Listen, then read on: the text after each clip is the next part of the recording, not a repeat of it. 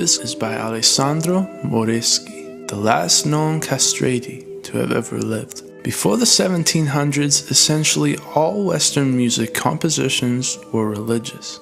This was a large market for the Catholic Church, as all choir boys were the product of the Vatican Catholic Church. In order to preserve and capitalize on these young men's voices, a common practice began to take place. They began castrating boys.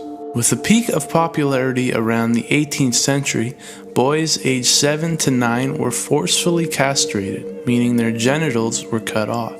They were then known as castritis, or in English, castrados. Boys were drugged to the point of barely being conscious and then placed in a hot bath. Operations had an incredible mortality rate of about 80%. This was done in order to stop the maturing of their singing voices. These boys would grow to have the lungs of men while having the vocal range and voice of a prepubescent boy. Priests are said to have offered money to parents of talented children for the privilege of performing this horrific procedure.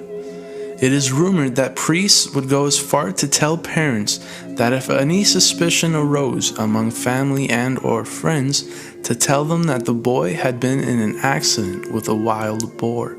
The Sistine Chapel still continued to use castrati boys until 1903, the last of which being Alessandro Moreschi.